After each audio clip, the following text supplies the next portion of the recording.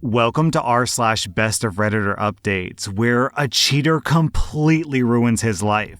This is a new subreddit for me, and the way it works is people post random posts from all over Reddits that have super juicy updates. My dad is furious that my mom slept with other people in an open marriage that he wanted.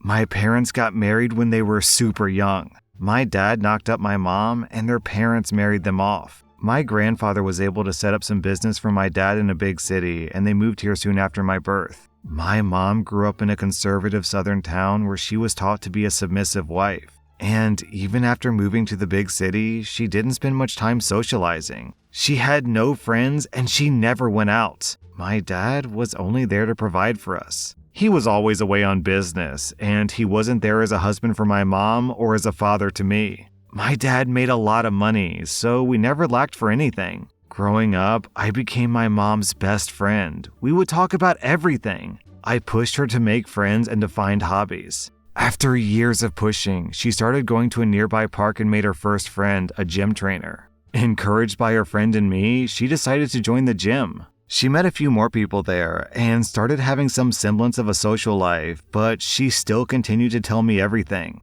I think my dad's new secretary gave him the idea, but he asked my mom for an open marriage almost a year ago. He told her that he wasn't happy in their marriage and that she wasn't providing him with everything he wanted. My mom, who's a Christian wife, was mortified and told me about the proposal in tears. I suggested that she get a divorce, but she said that she didn't believe in it and she wouldn't be the one to end their marriage. As my dad pushed, I knew exactly where this would end up if my mom agreed.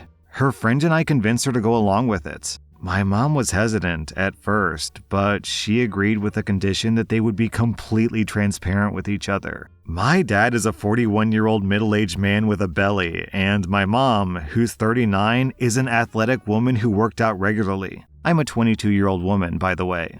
I don't know how my dad was so blind, or what he thought would happen. I helped to create online dating profiles for my mom almost 6 months ago. After getting an insane number of matches, choosing from them and chatting with them for months, my mom started hooking up with a few people. Getting all this attention has provided a massive boost to her confidence, and she seems better. My dad hooked up with his secretary almost immediately. He's had very little luck with other ladies. With their transparency thing, my mom tells him about all of her hookups. A few weeks ago, my dad screamed at my mom for some minor thing. Usually, my mom would have apologized, but with her new confidence, she didn't back down. It's been constant fights the last few weeks. My dad keeps starting fights by making snide remarks about my mom's clothing or appearance. He almost even called my mom a whore, but stopped himself. I think the concept of open marriage finally sank in.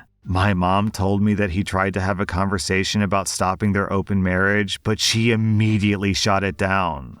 I think they're gonna split up. My dad was never there for either of us, but the thought of my parents splitting up feels weird. I don't feel bad for my dad, but I wish he put effort into his family. I am happy for my mom though. Then OP posted an update. A few days after my previous post, my dad left our home and had a divorce served to my mom in a week. My grandparents didn't know about any of this, but my dad told them about it when he served the divorce. He also implied to them that my mom was cheating on him. Both sets of parents came to our home and started berating my mom. I keep screenshots of my parents' communications, and my mom showed them to my grandparents, and it got way worse after that. The grandparents started fighting each other, blaming each other's kids for causing all of this. A few days after this, my mom's old church friends came to our house. Back when my mom used to go to church, they used to look down on her for being from a small town. My mom has always been a very caring and non-judgmental person. So she disagreed with their bigotry and they began excluding her from their activities. After she met her gym friends, my mom stopped going to church entirely. These church friends started calling my mom a slut and she kicked them out. My mom is on a cut right now, so she has very defined abs and arms. So along with all the normal stuff getting thrown at her, my grandparents accused her of having a man's body. And she also had a lot of random transphobia thrown at her. Her trainer friend has been a great support throughout all of this. She contacted the attorney she used for her divorce, and my mom is spending a lot of time at her house. It turns out the business my dad is running is owned by my mom.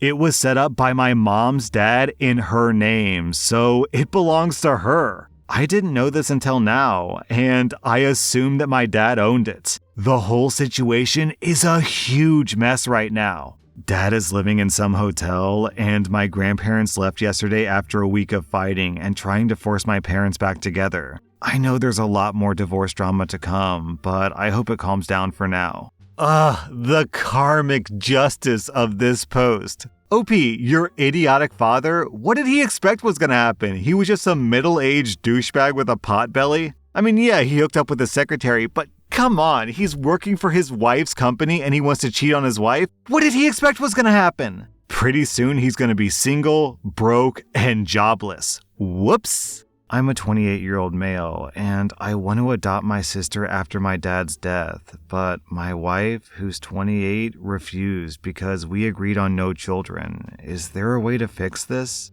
I'm a 28-year-old guy, and I've been married to my wife, who's 28, for 2 years. We don't have kids, and we don't plan to. I have a little sister who's 11. Due to the age gap, I'm more like another father than a brother. My father passed away from pancreatic cancer. There are 2 options for my sister. Either I take her in or my uncle takes her in. That is, my dad's brother. So we both asked her who she wanted, and she chose me. Here's my problem. My wife and I decided that we don't want kids. She doesn't want to adopt my sister, especially since my uncle can. But my sister has no parents now, and I want to make sure she's able to recover and be healthy, and since she wants to be with me, I'm not going to force her to be with our uncle. This is causing a lot of tension with my wife. Things escalated, and I finally told her I'm going to do this whether she agrees to or not. She can either accept it or we can get divorced. We haven't talked since then. What can I do in such a situation?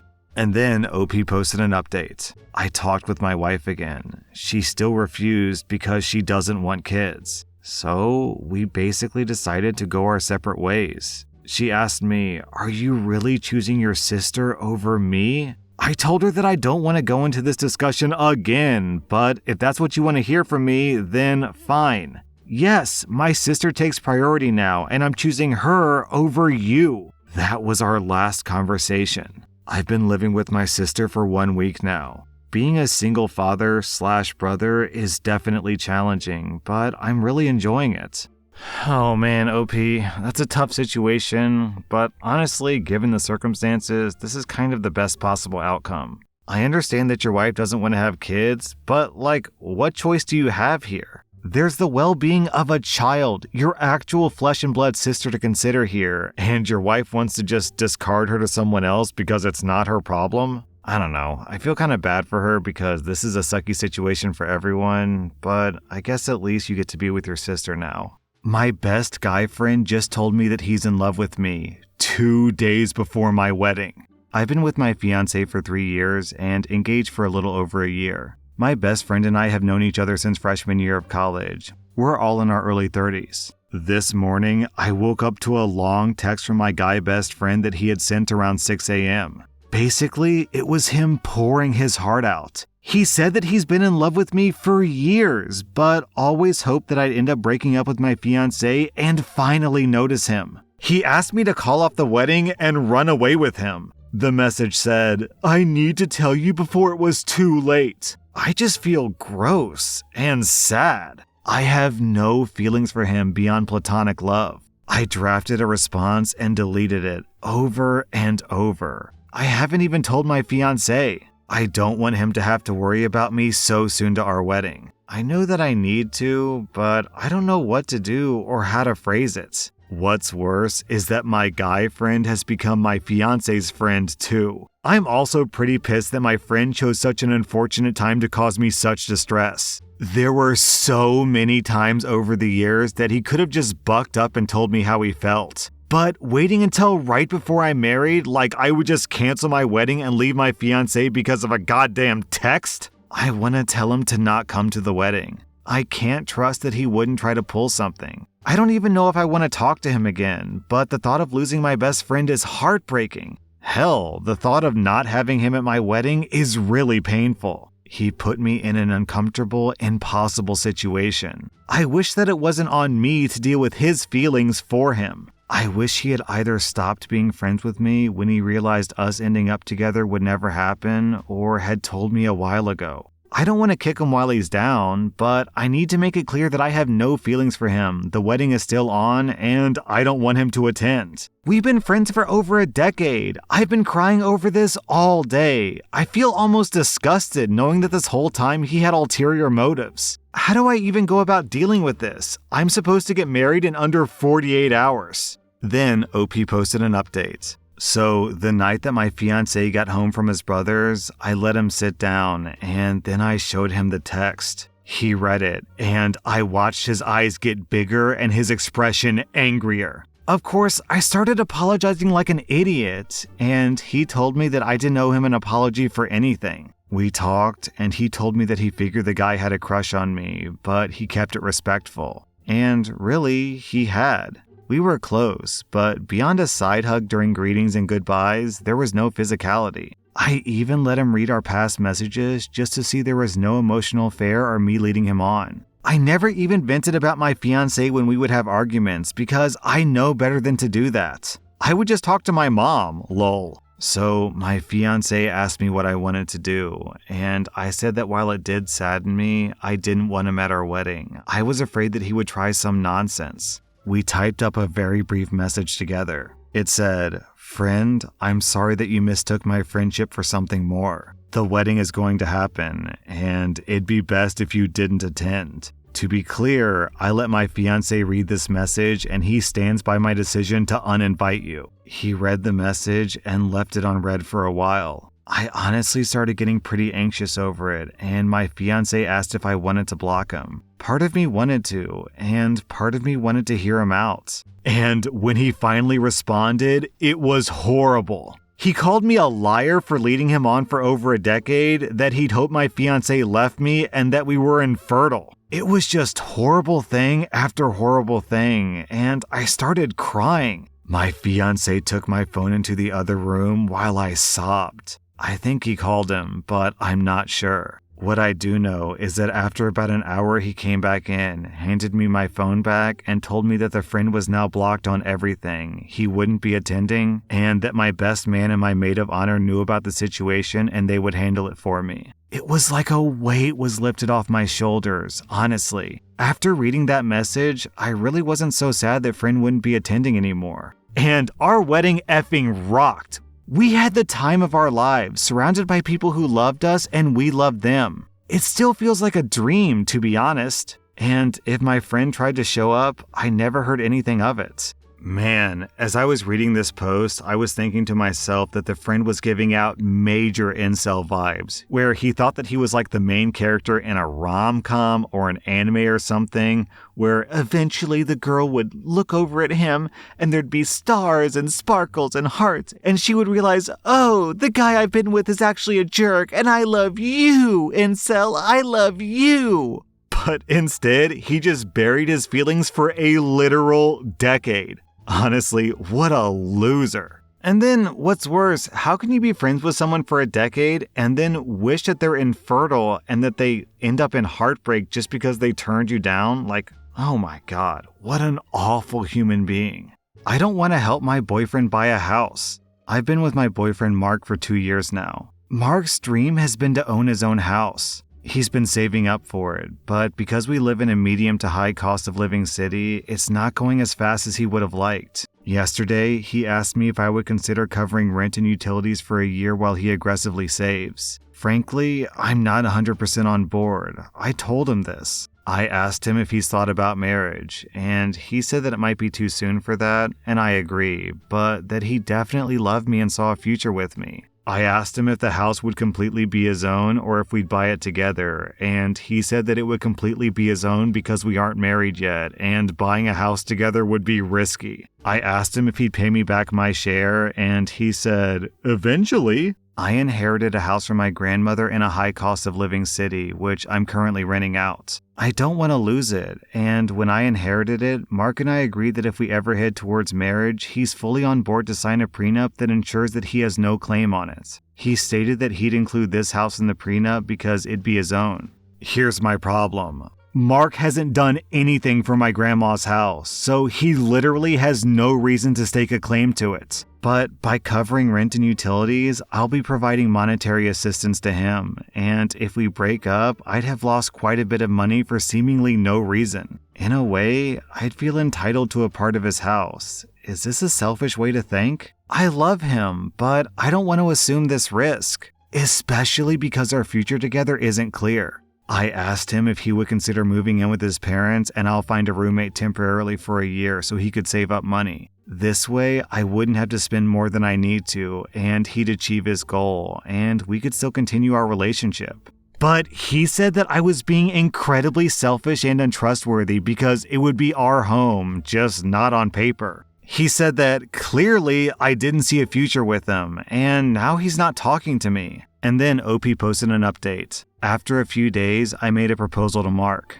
Basically, OP offered to front him money, so for example, if she fronted him $50K for a $500K house, then she would own 10%. It's honestly pretty fair and reasonable in my opinion. Anyway, back to her post. I would charge him no interest for the first year. However, if he doesn't pay me back, then he'd need to pay me 10% of whatever the house was worth the next year. So if the house is $600K, then he'd owe me $60K and so on. To be honest, this isn't that great of a deal because real estate prices are nuts right now and are increasing pretty dramatically. So this offer is literally worse than taking out a loan. I proposed this to him in hopes that he would decline and we just go back to never having discussed this at all. To my surprise, he immediately agreed and said that he would get a lawyer to draft an agreement, even though he didn't even have a house to buy yet. Well, okay then. He had the document ready in 2 days, and he was incredibly pushy about me signing it. But I wanted to review the whole document with my lawyer, so I didn't care. It turns out there were some super shady clauses added, with my contribution being termed a gift, not a loan. I'm not going to go into the details, but my lawyer basically said that this agreement was super problematic and would cause all sorts of issues down the line. He drafted an alternative and sent it to Mark. Mark did not sign it. He was adamant that I signed the original agreement, but he wouldn't tell me why. He got increasingly angry, became kind of violent for the first time ever, and called me a B word for not trusting him, and for reducing our relationship to a transaction. After 2 whole days of emotional manipulation and gaslighting, I decided that I no longer trusted or cared for this man, and there was no way in hell that I would continue being in a relationship with him. So yeah, I'm out of that relationship, y'all, and my money is all mine. All I can feel now is peace. Man, the actual audacity of this guy to tell his girlfriend to pay all the bills for a year so that he could save him money so he could buy his own house and not put her name on it, and then call her selfish? OP, those red flags were going to show themselves sooner or later. You're very lucky they showed themselves now before you wasted more time with this douchebag. My guess is that Mark intended to milk you for free money for a year and then dump you after he bought his house, which basically meant that you would be paying for the down payment on his house instead of him. That was r/Best of Redditor Updates, and if you like this content, check out my podcast where I publish the exact same episodes. Also, hit that subscribe button because I put out new Reddit videos every single day.